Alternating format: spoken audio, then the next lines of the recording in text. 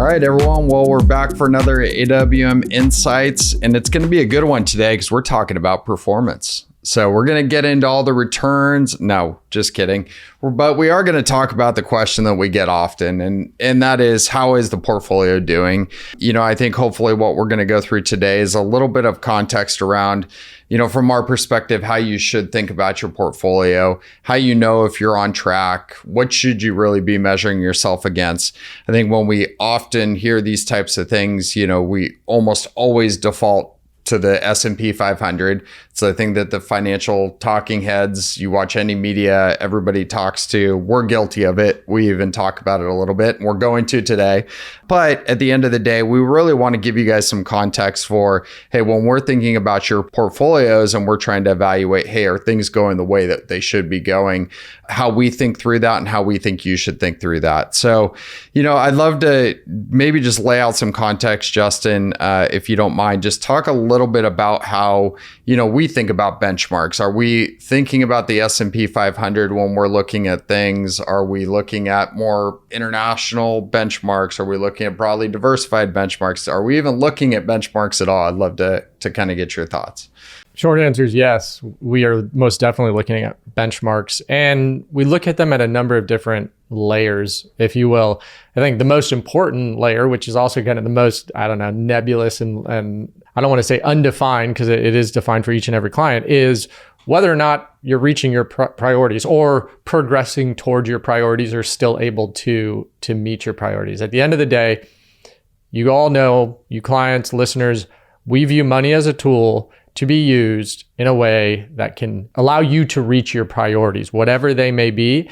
And then the sub point there is in the highest level of confidence, the highest likelihood way in which you can invest your money to support those priorities. So that's number one. Again, that's a little undefined, if you will, or okay, well, how do we compare to what the market is doing overall? And those are all completely valid questions, but it is important to really hone in on, hey, that's really what matters. Now, when we go below that, it is looking at what the market is doing, but we can't just simply isolate the S&P 500. That's a phenomenal proxy for just broad, large company performance in the US markets.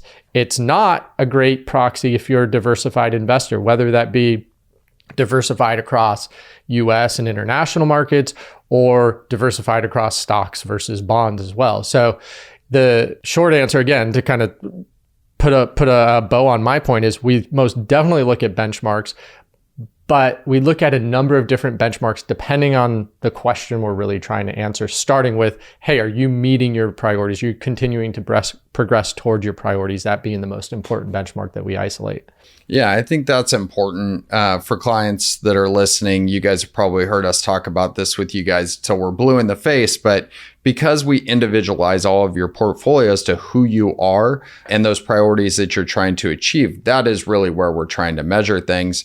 And then it is breaking it into the components from there, right? And so I think when we start to look at this diversified portfolio, we're going to break it down and say, okay, we want to still make sure that we're investing, let's say, the growth part of your portfolio in the most effective way over the long term.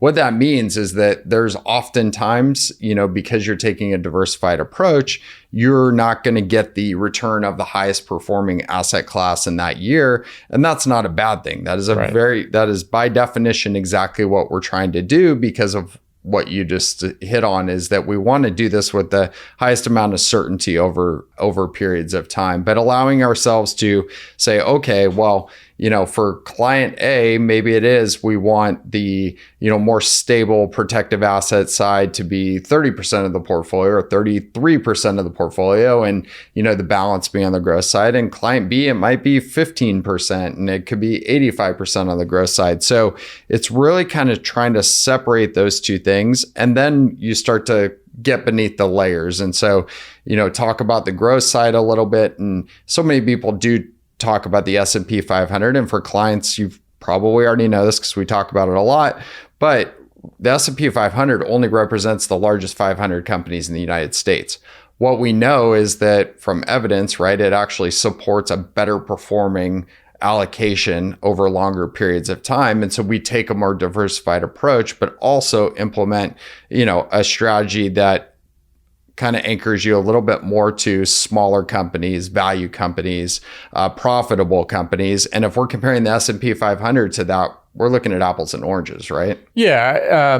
They're okay metrics to compare to one another, but it's not sufficient. Really, when we're looking at comparison or benchmarks on the growth side, to your point, there's a benchmark that we typically look at called the Russell 3000, which is the 3,000 largest companies in the U.S. markets. And I'm focused specifically on the U.S. markets. There are similar versions both in international developed and the emerging markets where we're trying to compare to a best fit index. The S&P 500, to your point, is really not the best fit index to a broad-based, diversified public equity strategy. We're not even talking about private markets here, and there's separate ways in which we benchmark and compare performance at that specific asset class or that specific level.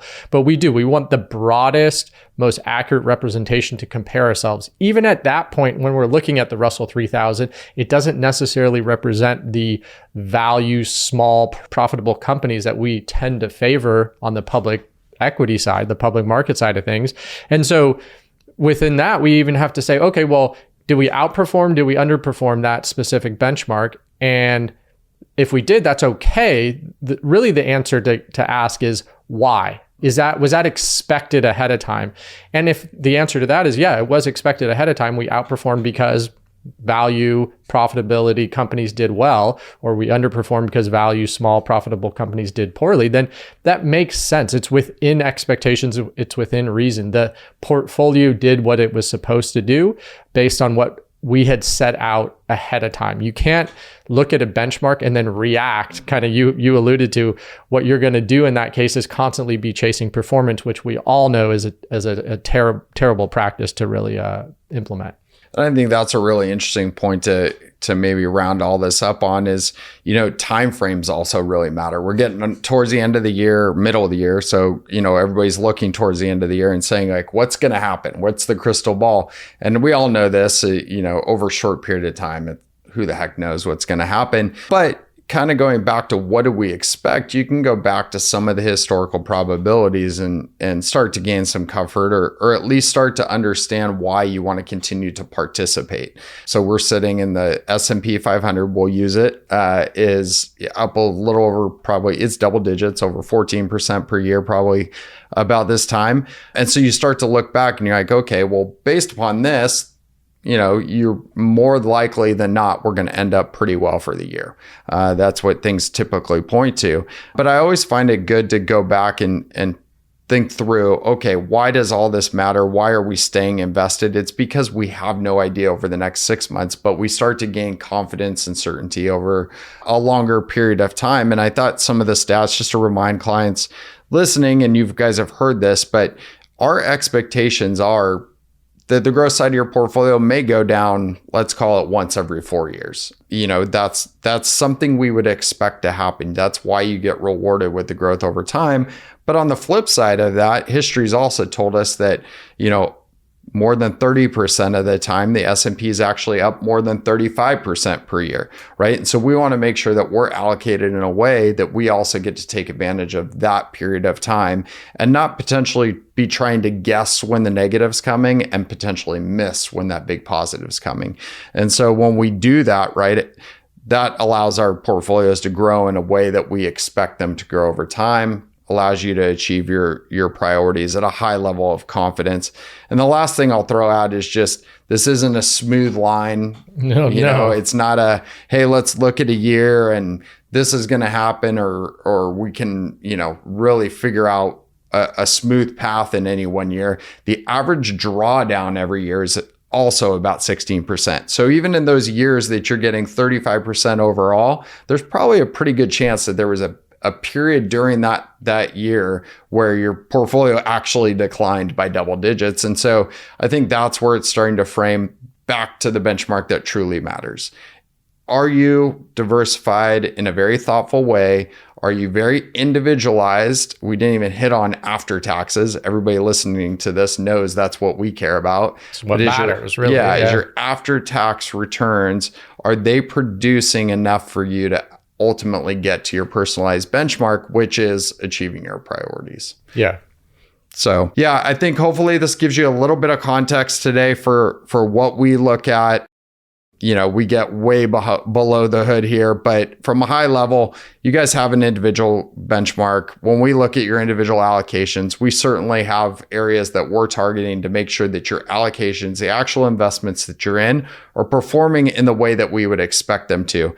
We're not afraid to make a change if that's not the case, but that's how we look at your individualized benchmark. Hopefully that's the way you guys are looking at it as well. And we hope this was helpful. By all means, shoot us a text. We'd love to hit on new topics that you guys would love to hear about. That phone number is 714-504-7689. And we look forward to hearing from you. But until next time, own your wealth, make an impact, and always be a pro.